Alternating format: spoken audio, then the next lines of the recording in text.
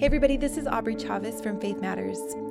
Today we're bringing you a conversation on a subject that we are always thinking about, but it's taken a special urgency over the last 2 months: the role of women in the church.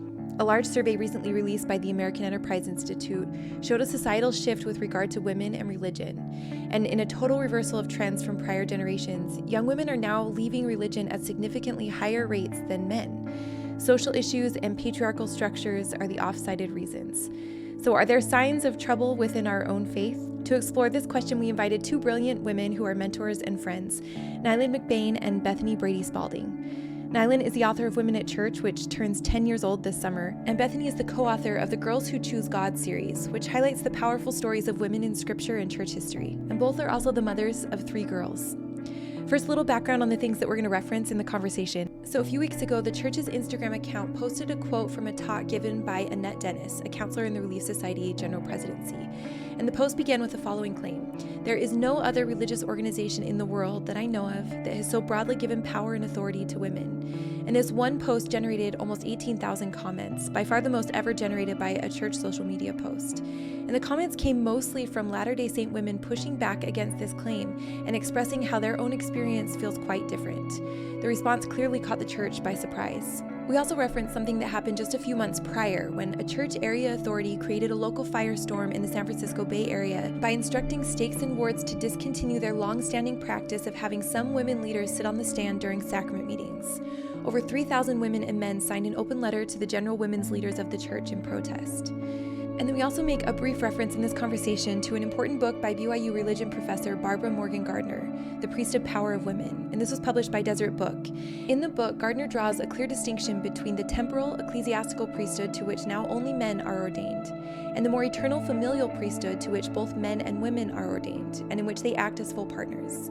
In this conversation, we try really hard to be honest about the tension, while also approaching some potential paths forward. And we explore some questions that feel really important, like, is this just about priesthood, or is there something deeper going on? And what are the practical things that both men and women could do, absent any other changes, that would allow women and their spiritual gifts to shine? And does it come down to change from the top? Is that what we're looking for, or is there inner work that could also change the experience profoundly?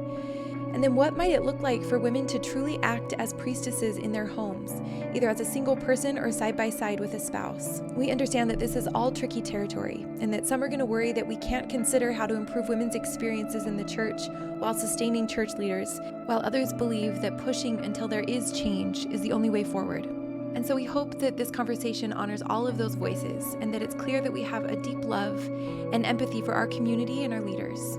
And finally, I'll just say that this topic is deeply important and personal to me. I'm grappling with what it means to be a woman and a Latter-day Saint. And so I'm so grateful to be exploring these big questions with you. And with that, we'll jump right in.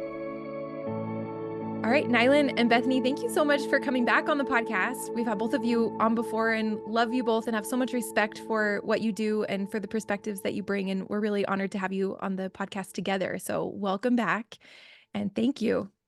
Thank you. It's such a joy to be here with you all and to partner with Neylan and addressing these issues. It's really a joy. I feel like we've been in almost constant conversation for the last couple of months about these issues of women and the church. And I hope that we can have this conversation in the spirit that we mean to, which is that we genuinely love this place. We love this community, and we're totally invested, and we're feeling viscerally some tensions that we want to be able to heal and move forward with. And so it's in this spirit of so much love for this community and for women and respect for the gifts that women have to bring. And I hope that people will really be able to feel that as we sort of explore what's happening right now in our community. It feels like a real moment where these issues are getting a lot of attention, and I think that's exciting. And I just want to say right off the bat, it feels like almost the elephant in the room is this thing on social media with Sister Dennis. And I just want to say right out of the gate, I love Sister Dennis like so much. I think she gave one of the very best conference talks I've ever heard last year.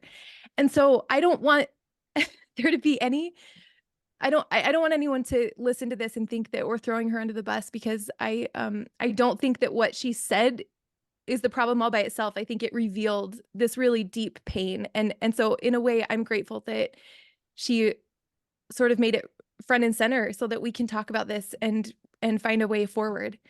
And so I would like to start the conversation there and just ask you, do we have a problem? And for people who maybe sort of were peripherally watching all these comments flow in from Sister Dennis's quote, what's happening here, and what's not working for some women, and should this be a problem that our entire community addresses? Can I share a quick story about taking one of my middle daughter, Phoebe, to the doctor recently? She's running track and she's been having knee problems and she's having a lot of knee pain. And so recently it took her to an orthopedic, and one of the most important points she said is, don't ignore the pain. If you try to just mask it or cover it up, it's going to cause deeper problems for you. And I think that's just such wise counsel. Don't ignore pain, to listen to it, to learn from it. But I also think it's beautiful. We don't need to learn that lesson just from an orthopedist. I think Christ was such a model of this. My co-author MacArthur just recently was struck by the phrase that Christ uses when he meets and when he sees Mary Magdalene in the garden. And on Easter Sunday, and she's weeping, she's crying, she's distraught, she's hurt, she's in pain. And his approach to her isn't, it's fine, you're okay, it's all right. And his question to her was, why weepest thou? The Savior asked her, why are you crying? What is your pain? And he wanted to listen. He wanted to learn. And I just think as a starting point for this whole conversation, that yes, women are in pain. Yes, there's a problem. And yes, we as followers and disciples of Christ, no matter how we feel personally about it, or our own personal experience, we should be willing to follow Christ, to listen and learn and ask people why they weep, why they hurt, and what we can do as a body of Christ to do better and heal and move forward in hope. I want to, as I just chime in for the first time here, I just want to say thank you both to you, Bethany, and to you, Neylan, for being voices and representatives on this issue. You both, like Aubrey said, you both bring such unique and important perspectives here, and you are people of such deep hope and such deep faith. And I just cannot thank you enough for having this conversation with us. Can I make one response to that too, Tim? I also wanted to remind us all that it's not just women who are in pain. Just last weekend, I was speaking to a wonderful man, and he's in pain about these topics, and he's in pain as he looks into his daughter's eyes and tries to answer these big questions of feeling limited or feeling diminished or feeling small. And so I'm so glad that you're in this conversation with us, Tim, and recognizing the pain isn't just women. The pain is collective. It's in our community. It's in the body of Christ. And so I'm so glad that you're part of this conversation. Thank you. Thank you. There's a lot to Aubrey's and my journey as a married couple that that has echoes of this conversation too. So this is really, really important to me, and I'm glad that you three would let me be here. There is this other element, which is, and I want to get this out sort of near the beginning, which is just priesthood ordination. I think a lot of people can hear the beginning of this conversation and say, this is just coded language essentially that is around priesthood ordination, and they're not going to rest until women are being ordained and they have the exact same role as men in the church. And I just wanted to, and this is not a leading question in any way, I just wanted to get your take on that. I know that it can be very, very tempting to simplify this or oversimplify this conversation down to just that point. So Neylan, maybe we could start with you. What's your response as you imagine a critic or an observer saying something like that? Yeah, so yes, I have strong feelings that somebody jumping to the idea of priesthood ordination is really jumping to a very abstract and power-driven dynamic that really has very little to do with the lived experience of the community. And that's why in my work, I focus so much on the lived experience of the community and really not on the abstractions of belief or who has power. There's a wonderful essay that you may have seen in Exponent 2 recently on their website by actually one of your Wayfair editors there at Faith Matters, Candace Wendt, who talks about this shift to an almost exclusive focus on covenants, the covenant path, right? And there have been mappable diminishments in our communal life, certainly in my adult lifetime, in my adulthood. And it's put the focus almost exclusively on individualism and ideology. And women in the church received a lot of their fulfillment and self-actualization and exploration of skills and intellectual curiosity through the church community and through the church structure and through the church programs. And some of these things were natural casualties of a global and extended church, but the church has changed in a way that doesn't allow women to act on their faith within the church community in a way that they used to. I'll just add that I think different people, different women have different opinions on ordination, but I think Neylan has her book made very clear there are a multitude, there's an abundance of things that we can do without changing any doctrine in the church right now. We can change policies and practices to have women have more place, more participation, more possibilities, and use their potential and their spiritual gifts more. So I think that this conversation doesn't have to all lead to that. I think women. We want to make sure we have a vision for ourselves. We want to make sure we have value. We want to make sure we have voice. But this doesn't have to be about ultimate ordination. But it also ties into, I think, going back to Sister Dennis's comments. And I actually want to applaud Sister Dennis in giving that talk. Sister Dennis started to use this language that Elder Oaks introduced a whole decade again before this. We're talking about this decade where in 2014, he used the language of we're not comfortable, we haven't talked about it, we're not familiar with it, but women, all covenant women, use the power and the authority of God. We use the priesthood, right? So that was introduced to us a decade ago, but we really haven't embraced that. And Sister Dennis was bold and brave to declare that and to invite us to step up, that women use priesthood power and authority. And so I really want to applaud her for that effort that she invited us to step into that power and that authority. Yeah. And Bethany, I want to talk agree about how the messaging, all that too. But first of all, I think we should celebrate that she did that. 100%. I completely agree. And I remember that time when Elder Oaks did use that language. Unfortunately, it was at the priesthood session. But yes, it's been a really fascinating decade in terms of exploring the rhetoric. I think my point is, and that some people think the natural extension of the rhetoric is priesthood ordination. It could be, and I'd be thrilled about that. However, I think the tension comes from the fact that the rhetoric has not necessarily translated into action and responsibility and behavior and community contributions, right? I think that's where the tension is, and that's why people responded so strongly to the language of what you're right. I mean, what Sister Dennis was saying was wonderful and true, but people are not feeling it enacted in their lives because there continues to be this major imbalance in responsibility and participation. And that's what I continue to keep focusing on rather than priesthood ordination, which again may be a path to increased responsibility and participation, but it doesn't necessarily have to be the exclusive path. Right. And I think you're right. There's this distinction. It's also, she said that no other church maybe has the theology or the doctrine of women having power and authority. But we don't yet have the practice. And I think for me, that's where a lot of the pain and the discomfort comes for women, is the disconnect between our beautiful, expansive, empowering doctrine and theology versus our current practices and policies. That's the major source of pain points. And I remember I was in my chapel here in Virginia where I live, when Sister Dennis gave those remarks. And again, was applauding her and celebrating that we're embracing this language, but also recognizing Virginia has a very vibrant religious life, and we're surrounded by neighbors who are women, who are pastors and chaplains, and use their spiritual gifts in beautiful, wonderful ways that we see all around us. And so it didn't, Neylan, like you said, our lived experience, her words didn't match my lived experience and my daughter's lived experience here. My daughter is a musician, like Neylan's daughter, and she plays in services where women are leading the services. We go with friends to see women performing ordinances. So we see this a lot around us. And so I think, again, there's this disconnect between our theology and our practice.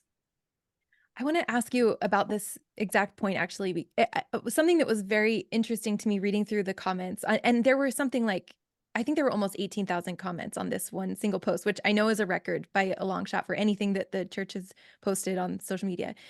But it struck me that there were so many women who feel very mainstream, who probably aren't the ones making these comments all the time. It felt like it was new territory for a lot of the people who piped in. And that was really interesting to me, that it was like maybe the dissonance in this exact quote hit some sort of threshold where it felt like people decided to speak up. And it might have been the first time they had ever made a public comment about this issue and how they feel it in their own lives. But at the same time, when you say things, Neylan, about, expanding participation or anything, when we start talking about influence and power, I've heard so many women say, that just doesn't resonate with me. I don't want more power. I don't want more responsibilities. I don't want to be in charge of more meetings. I don't want to have to sit in the front of the room. And that can feel very superficial to someone who is really inhabiting this painful place of feeling like you're not an equal contributor. But can you address that specific idea? Like when someone says to you, I'm glad I don't have these responsibilities and I wouldn't want them anyway. How would you bring that perspective into the conversation? Yeah, first of all, I think women have not been raised in the church to expect to have any sort of administrative responsibilities or logistical responsibilities, right? So I think when I've heard that pushback a number of times. I had a man tell me that he asked the young women in his ward to be the ushers for sacrament meeting, which required them to come a little bit early so that they could greet guests and hand out programs. And it was the mothers of those young women who called him and said, we're not going to do that. So I think there has to be a willingness among the older generation to shift the tide of those expectations. I think, however, doctrinally, theologically, it's so important for us to remember that Christ's life was one of gathering together people and creating high expectations for behavior, right?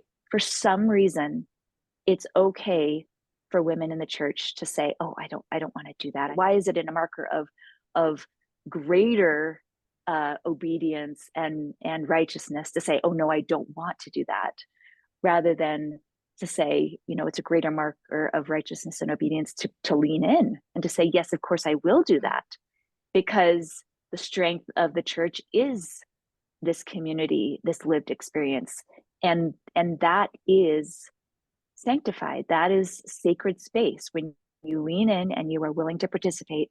And we have that understanding in so many other areas of church participation.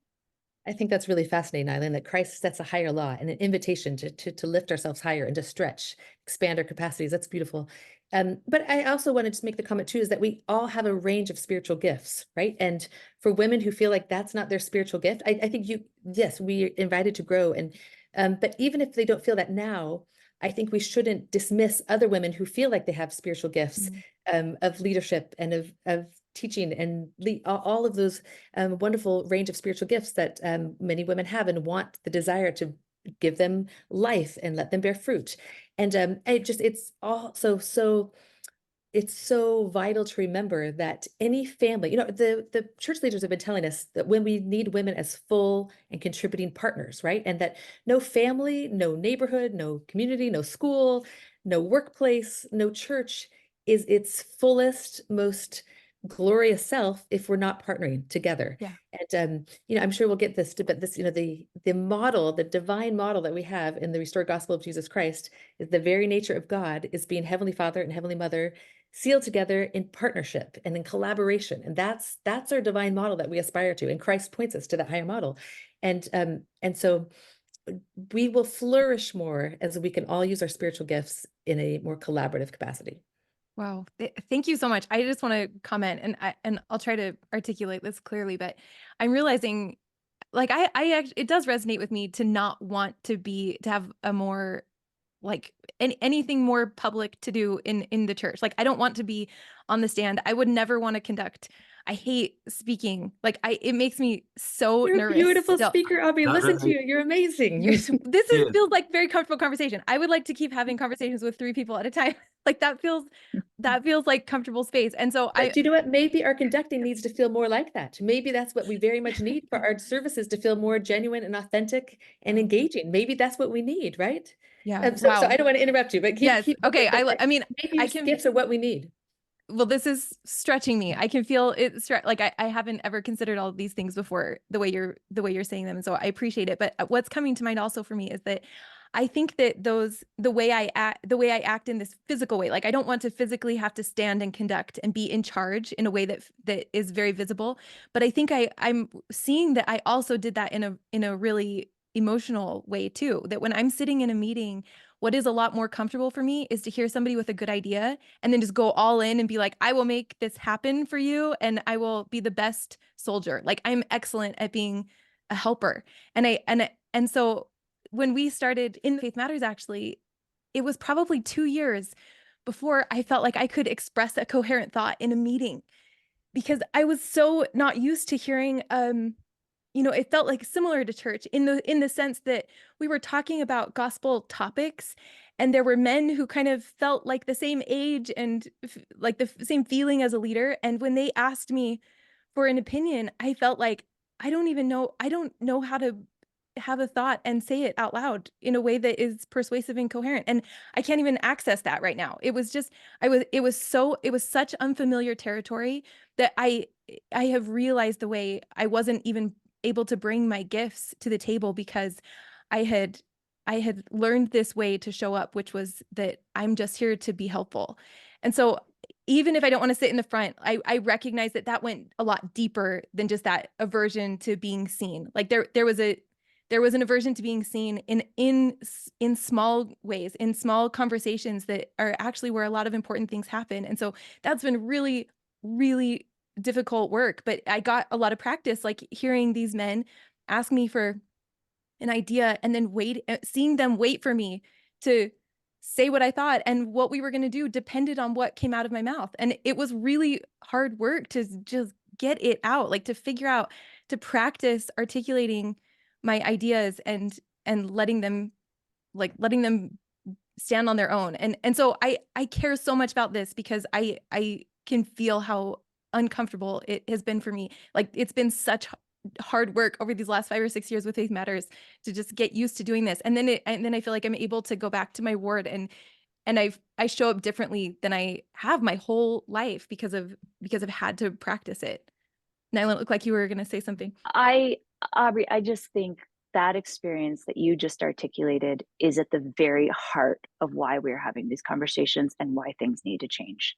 Because I mean, that it's just profound observation that there is, for women, there is not an opportunity for them to practice self-actualization and self-expression in the church in a way that affects decision making. We are a do-it-yourself church. If the women don't show up, and unfortunately, historically, if the women have not been invited to the table, decisions are made that don't take in the needs of half the population. And not only do they not take in half the population doesn't get the experience of expressing their needs and your incredible intellectual and spiritual capabilities. I mean, I can't imagine what this podcast would be like without your insightful, heartfelt contributions, and to think that that's what potentially we could be missing in so many areas of church governance is heartbreaking. And we see the examples of that in the history of the church. The Relief Society was a vibrant and independent organization for the first 100 years of the church's organization. And we had, an extended period of correlation under Harold B. Lee and President McKay in the middle of the 20th century that resulted in a drastic change in the way the Relief Society and other organizations, including the MIA, the Young Women's Organization, were managed and run, and the autonomy that they had. No women were involved in that correlation process. Barbara Smith and Belle Spafford, they kind of just had to go along with it as Relief Society general presidents of those times. And it was really something that happened behind closed doors with committees of exclusively men. And it resulted in generations of women not having the opportunity to unify their personal, intellectual, spiritual lives with the administration of the church and the experience they were having communally in the church. And I think that that's been a huge tragedy, and it's playing itself out in experiences like you just described. Yeah. And I would say that God weeps when they see unused potential, right? And that if we're not cultivating this and tapping into this, that makes God weep. And I have this deep belief that we, all of us, men, women, children, boys, girls, all of us, all of humanity, we want to see ourselves. We want to see ourselves in the sacred, right? I feel like that's an innate desire and a beautiful desire. And I've shared the story before, but I just want to share. When my youngest daughter was not yet 3 years old, I was reading her a book of scriptures, and at just children's book. And when we finished, even she had not even turned 3 years old. She asked me, where were the stories of the girls? And she could see that she was not represented in this sacred text that I was sharing with her, right? And now as she's grown, she keeps wanting to see herself in the sacred. She wants to see herself in the way we talk about God. She wants to see ourselves when we come as a community of Christ to worship. And I just think that's such an area for growth of the church, that as we all want to see ourselves in the sacred, right now, what we see is overwhelmingly male. When we come to church and we see what's on the stand, it feels we don't see ourselves in that. When we read in the scriptures, so many of the stories that we choose in our manuals are male. It's hard to see ourselves in the sacred. When we watch General Conference, so much of what we hear and see is male. When we look at the art on the walls in our chapels, it is so male. Even when we go to the temple, so much of what we see in these sacred and most sacred ceremonies is male. And how we talk about God doesn't even need to be, but it is so male. And so I feel like this innate and beautiful God-given desire for women to see themselves in the sacred. We have the theology to make that happen and to give that vision and visibility, but we're living beneath our privileges, and we are falling short in letting women see themselves in the sacred. So I wonder, and Aubrey, if it's okay if I sort of use you as an example. I just don't want you to feel too self-conscious about this, but my experience, sort of observing what you described over the past few years, has been that my perception is at least that your experience as a woman in the church has become dramatically less painful over the past several years. And I think, and I'm like looking for some feedback from you. Would you say that that's accurate? Yes. It was unbearably painful. Yeah, that's how I saw it too. And I think you have sort of radically internalized your own authority and realized that you are equal. And regardless of what any external authority says or signals, they cannot take that equality away from you. The experience has become much less painful. Having witnessed Aubrey go through this transformation, regardless of what's happened externally, regardless of what's happened in the church, I wonder if we're looking for some sort of inner work that speaks to the true nature of equality, regardless of what the church or any other external authority says. Yes, it seems like in every time we talk about this in our community, it feels like there are these multiple paths that sort of surface. Is it about institutional change? Is it about inner work? And probably, of course, the answer is going to be both and. But I feel like, from my perspective, it feels like you two are both so anchored in this internal authority. I don't know if you were born with it or if it's something you've developed or both. But I talk to the women who they're trying to feel this, but don't feel it. They don't feel it yet.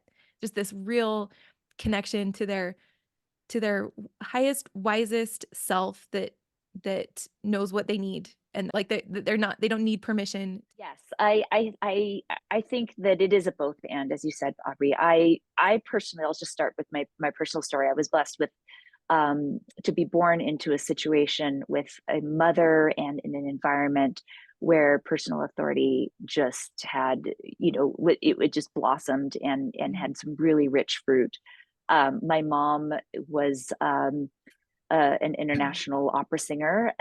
She had a big career. She sang at the Metropolitan Opera the entire time I was growing up. And yet she was also featured by the church in a lot of its publications and in a lot of its media. And at the time in the 1980s, the church had a very sort of, it was of two minds about women with professions. If you were an artist, then we were going to celebrate you. If you were a lawyer or a businesswoman, not so much. We were going to tell you to go home. But fortunately, my mom did benefit from that, and I benefited from it because I saw my mom celebrated in almost every sphere for having a career. She only had one child because she could only have one child at that time. And so I just kind of went along with her to everything.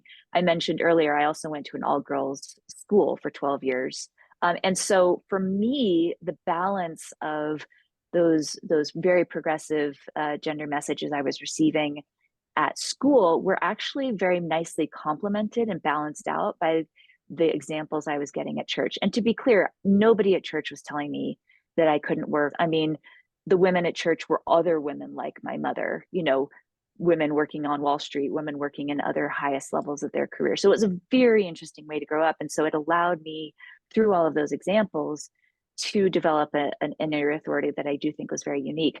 That's the reason I started the Mormon Women Project, which is now the Latter-day Saint Women Project, where we started telling the stories of LDS women who, as we put it, we're showing them many ways to choose the right, because if you're balancing obedience and personal revelation, those things are often going to be in tension, right? One may go against the other, especially when it comes to women who have had such prescribed roles, you know, been told explicitly don't have a job. And so with the Mormon Women Project, we started telling the stories of women who had followed very unique paths with this particular purpose of, as we're talking about, building that inner authority and saying, you know, this is possible, and it's possible to do it with the approbation of God, with the love of God, the approval of God, and with the direction of God, right? And I was really proud of the work that project did and does to help build that inner authority, because I do think it's a path that many women in the church have to embark on their own, because there are some cultural headwinds that go against that journey. Yeah, thanks, Neylan. I think it's really insightful, Neylan. And I think, Tim, yes, and Aubrey, both are essential, institutional and individual. And I'm going to share the term progress, maybe instead of change. You know, I love the word change. I'm a change maker. In my work as a social impact director, I work on a lot of social change. But I think maybe in a church context, maybe it's more comfortable to talk about progress, right? We believe our core doctrine is eternal progression. So of course, as an institution, of course, as individuals, we want to progress. And you know, Sharon Eubank, I was rereading her fair talk that she gave about 10 years ago too. And she was very explicitly and very comfortably said, yes, there's pain for women in the church. Her talk was entitled Women, This is a Women's Church, right? But she was very free to say that there's pain in the church, and that comes because of the disconnect between our doctrine and our practices. And she said, but yes, we can improve. Yes, we will. Yes, we have to. Yes, we should. So absolutely there can be institutional progress. And I also, because I wanted to applaud Sister Dennis, I think we also should applaud the church in the small steps that we have made over the last, you know, there's been some regression, but there's been progress. And you know, we should all chime in and say a few, but you know, whether women and men making the same covenants in the temple, the young women's theme, acknowledging heavenly parents. I mean, there's so many important, more women leaders in Europe, and hopefully expanding to other parts of the church too. So there's been progress in the institution. And I want to applaud that and just encourage it and celebrate it. And I think we can't do enough to help women find and see their power and authority and their voice and their visibility in the church.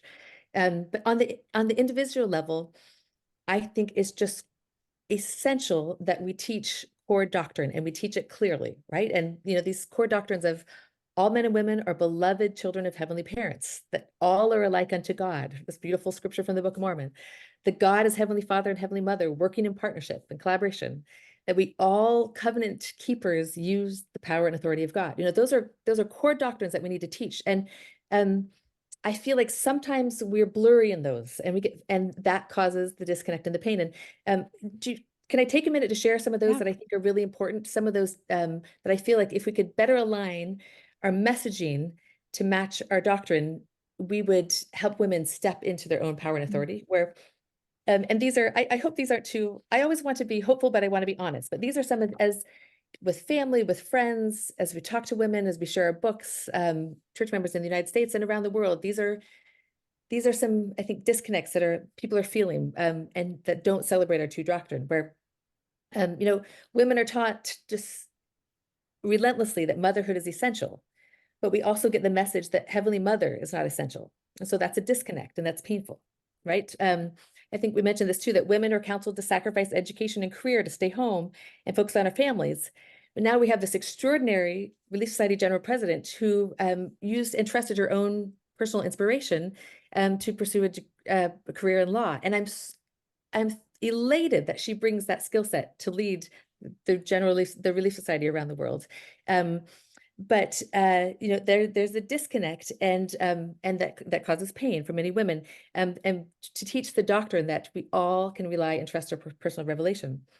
You know, that women are taught, and we have teaching that women, our spiritual gifts are to bring forth and nurture life. But in our most sacred ceremonies in the temple, when the universe and the world and the human family are created, it's done by men, right? We're taught that women and gender is eternal, but we're told over and over again to become like Heavenly Father in Jesus Christ.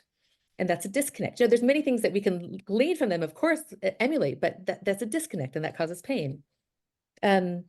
We're told that women have unique perspectives and contributions, but that even President Nelson said, we can't duplicate your influence and your ideas, but we're not invited to all the councils and the places where we're making important decisions that impact the growth and the well-being of the church. And then just we are taught that we use priesthood power and authority, but we are not invited to priesthood leadership trainings and conferences, right? And so that's a disconnect, that's painful. And then just one last one, that, you know, women were taught, and increasingly, I think, as our temple expansion is happening, we're taught that the best place to go to understand our divine potential is at the temple. But there's no vision of an exalted woman at the temple. And so that's a disconnect, and that causes pain. And so I hope that doesn't sound too negative or too critical, but for me, as I speak to women, the messaging could be more aligned with our doctrine, so that women can know these beautiful, empowering, expansive theologies that we have within the restored gospel. And I feel if we, like Joseph Smith, teach correct principles, if we can teach those and model them, then I feel like women can step into their strength and their power and their worth. Yeah. Thanks, Bethany. That's such an important list, Bethany. That's amazing. It does highlight for me that, you know, going back to the idea of publishing Women at Church 10 years ago, the focus of that book, and something that I've been really passionate about, is change on the local level and what local administrators could do. But I have become much more convinced over the past 10 years, and your list just demonstrated this, that at the end of the day, there have to be changes from the very top that shift this entire cultural lens that is so entirely focused on male dominated theology. And I feel the same way about our weekly sacrament meeting practice. You know, this whole brouhaha about women on the stand, like, that was a local grassroots effort, and bless them for trying that and doing that. And it was hugely successful while it happened. Success being measured by the number of girls, women, people who felt the expansive and inclusive nature and elevating nature of that practice. But it was shut down from above, right? And so therefore it will need to be reinstated from the very highest levels. And so, you know, I do think that at some point, that list that you just outlined for us, every one of those is going to take an edict from the top to address, which is unfortunate, but something we can pray for and hope for and continue to advocate for. Yeah. One of the things that's coming up for me is that obviously gender plays a very important role in our doctrine and theology in the church, and I think that's that can be quite healthy in many ways. And like Aubrey pointed out, there is sort of this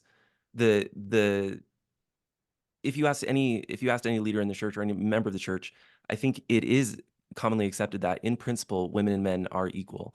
You could even say that potentially in the church today we're living under sort of a separate but equal kind of doctrine, which is interesting. You know, obviously that has echoes of what was happening for nearly 100 years in the United States, a formal racial doctrine of separate but equal, which you know, ended up being completely broken and did not work in practice.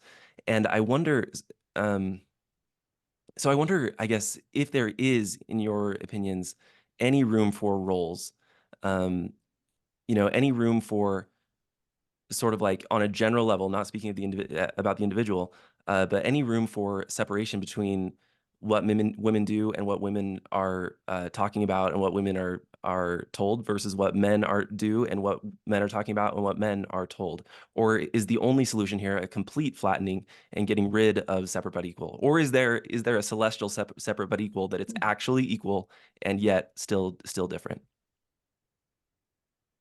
Well, the religious term for separate but equal is complementarianist, right? And that's what I think a lot of more conservative churches say that they're, will actively admit to aspiring to, right? I think that they will very clearly say, there are separate roles for men and women, that we were created for both separate spiritual roles, separate earthly roles, separate administrative roles, separate familial roles, right? And I think up until this point, in the church, we have followed that approach pretty closely. But I think, as Bethany has been pointing out, our doctrine is different than those other Protestant denominations that actively aspire to complementarianist practices. And for that reason, I personally have moved farther and farther away from a complementarian approach. There are pastoral responsibilities, there are ecclesiastical responsibilities, there are temporal responsibilities, and I believe that we should all be engaged in all of them.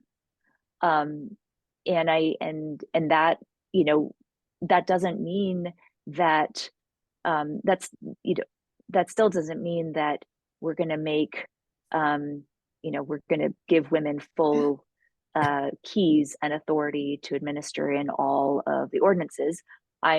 There's still room for nuance and variation there, but I do think that the complementarianist approach, from my point of view, has not worked up until this point and is not in keeping with our doctrine.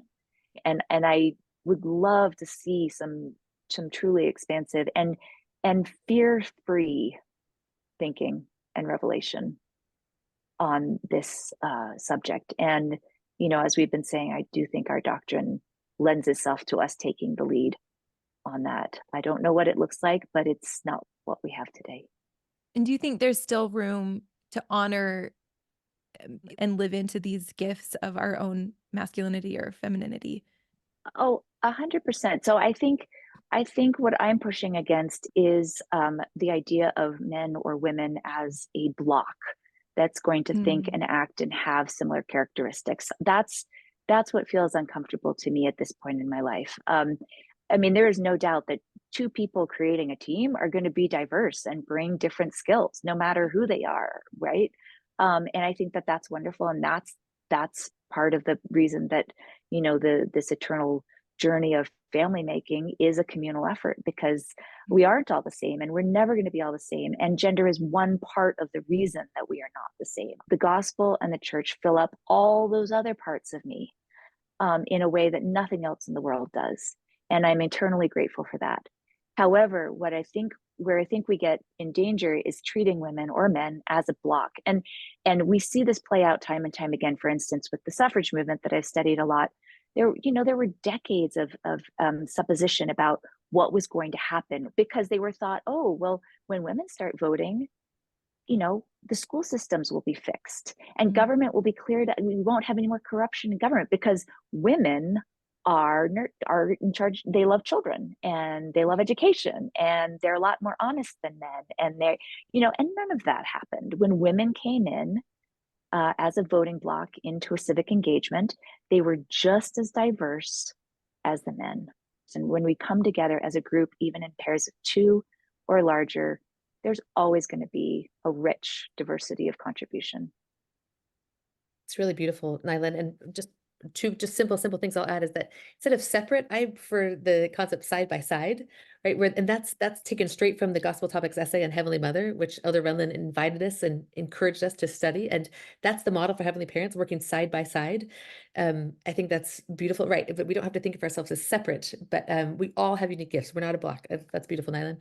And then also I just think of Christ. Catherine Sontag just reminded me recently that Christ embodied the feminine and the masculine, both, right? And that both in balance are the best way to be disciples. And so yeah, I'd like to think instead of separate but equal, we can think side by side. Instead of distinct, we can think balanced together.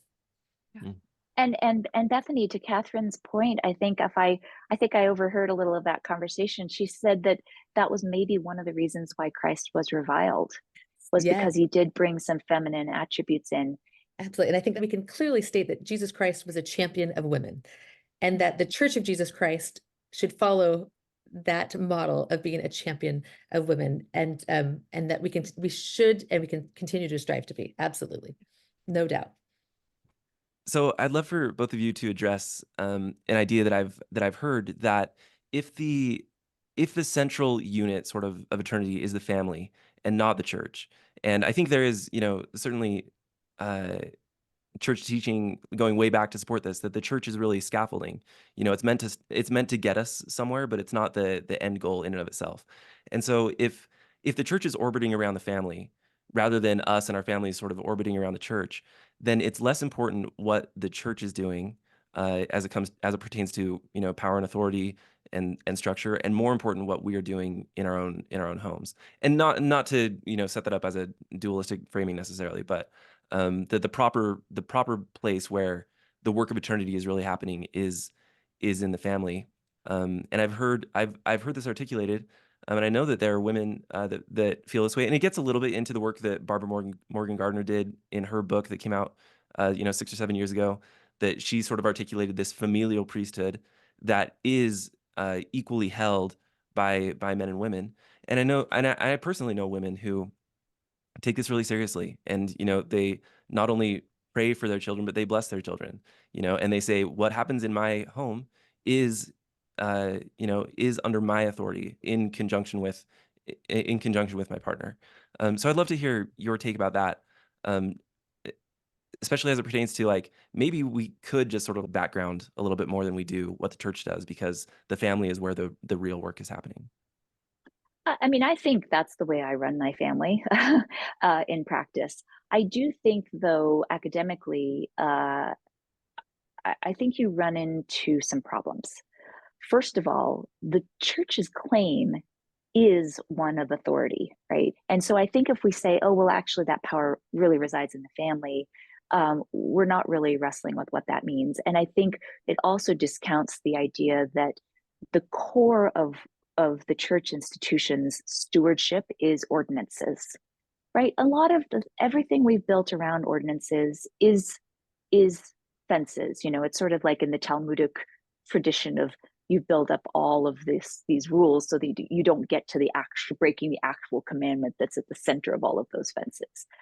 We've done something similar where we've said, yeah, we have these ordinances, and we're going to build up a whole community and a structure around those ordinances to keep people tethered to those ordinances.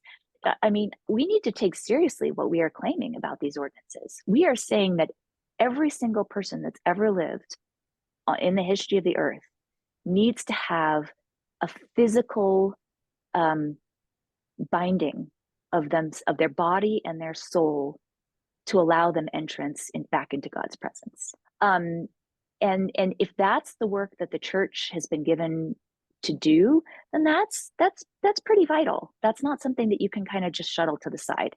So I think, I'm of two minds about it. Like I said, I totally run my family with the authority and the self-actualization as a representative of God within my home and to my children. However, I don't think that completely absolves us from working on the institution.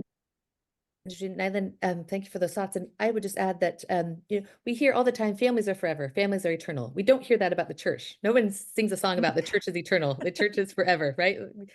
Yeah, let's hope that's not in the new hymn book, right? But so I really am passionate about this idea of that maybe Neylan says, the church still has authority, but we have stewardship in our homes and our families. We have stewardship, and I feel like the home is the best place to practice. We have two different models. We have patriarchy, and I strongly believe that's a fallen world's model of instead of side by side like heavenly parents, it's underneath, it's above and beyond and beneath, right? And so I feel like in our homes, we can practice the true divine model. Again, this is going back to our doctrine of partnership and side by side. And we can do that in our marriages. MacArthur and I, we co-created a book with 4 LDS therapists.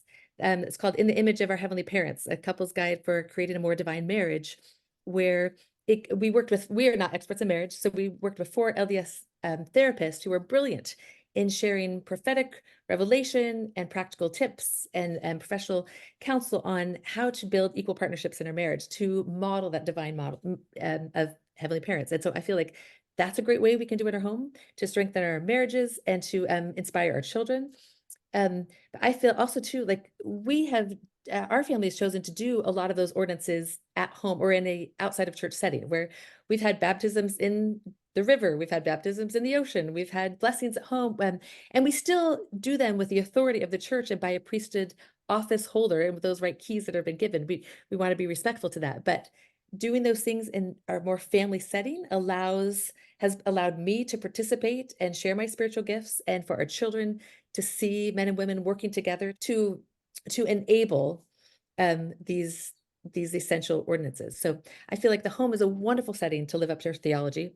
And then I feel like, just one last thought, I feel like that also bleeds into our church experience, where I feel like my most beautiful, successful, impactful callings in the church have been ones that I've partnered with my husband. We ran a mentoring and tutoring program for young people and young adults in Washington, D.C. for many, many years. And collaborating together and bringing our different skill sets in partnership, we worked wonders together. We worked in the primary together. Our bishopric wouldn't yet let me call him as a counselor, but I called him as our chorister. And so we worked side by side and standing in front of all the children, singing, jumping, and being exuberant about the gospel. And that was so beautiful. Right now we run a prison ministry together, where it's fascinating, where it's we are in our ward boundaries, we have a prison for women, but it's actually my husband's gifts and strengths that are really, really resonate with these women prisoners, even in deeper ways than I can. So working together in our callings, we've learned at home how to do that well as equal partnerships. And as we let that flow into our callings at church, it's borne really beautiful fruit. So I love this model of the familiar priesthood and partnership. We learn it, we practice it, we hone it at home, and then we can help lift the church from a fallen model of patriarchy to a more divine model of partnership. Thank you both so much. I really appreciate the way you've both approached this conversation with a lot of honesty about the pain, because I think we're big enough to hold the pain. And I am inspired by the way you have both been so invested in making change actually happen. And it looks like very slow work. And we had a conversation, I think I brought this up before, with Chad Ford, who does peace building now at Utah State. And he talked about turning the other cheek, this idea of turning the other cheek. And he totally reframed it for me. And he said that turning the other cheek means that you show up and you know that you're in this conversation where you're likely going to be smitten again. And you turn the other cheek, not because you're a doormat, but because you understand that that's the nature of this thing, that you're going back in, and it's probably going to hurt, and you're going to go back in again, and you're going to go back in again. And so when you talk about women on the stand and, these little efforts that get shut down, I love the idea that maybe that is what this holy work looks like. Maybe this is part of the work that we have to do as women and men who are aware of the pain, who are feeling it acutely. Maybe it means that we find ways to use our gifts and just keep going back in, and we can expect that it's going to be a painful experience, but that might be a way that we're actually following Christ's invitation to stay in the conversation. So with all of that in mind, I want to just give you both a chance to sort of close this out. And what do you want the women and the men who want to do something, what do you want them to keep in their heart after this conversation? Wow, that's beautiful, Aubrey. I would think this is holy work. This is godly, holy work. And I feel like you had mentioned that there's so much to gain as we embrace our theology and work as an institution and work as individuals to progress, for women to step into their godly strength. But I think we have to be, we are hopeful. I'm hopeful about that, but I think we also have to be honest about what there is to lose if we don't embrace that challenge, if we don't step into this moment. Aubrey shared with me an article, written some research about how, for many, many years, decades, there was a trend of men leaving religion, that men were the ones that were leaving and women were the ones staying. Or in the last 5 years, researchers, and this isn't just in the LDS church, this is across the board, that researchers have noticed young women are leaving the church at greater numbers than men. And there's many reasons, and I'm sure we're out of time to discuss them all, but I feel like our faith tradition is not immune to that.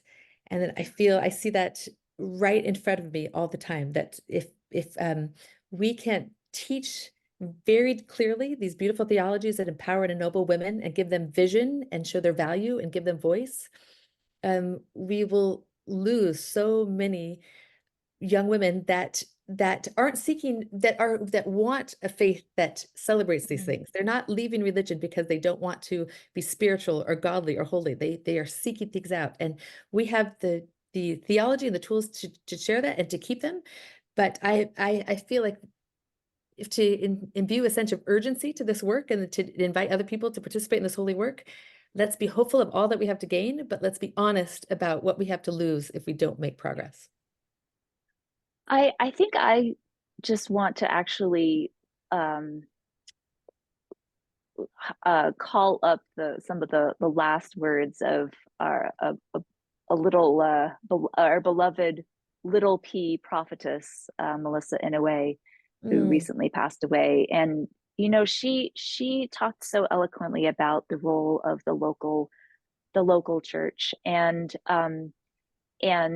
that the role it has in expanding our views of ourselves and those around us, and how it throws us into dialogue and rubbing shoulders with people who are not like us in an age of increased ideological polarization. And I think that, I want to challenge all of us, men and women, to be open to those connections that happen on the local level. I promise everybody that's listening that there is somebody in your ward right now who is wondering why we seem to have an exclusively male God, why there are only men on the stand, why she isn't being asked to participate more,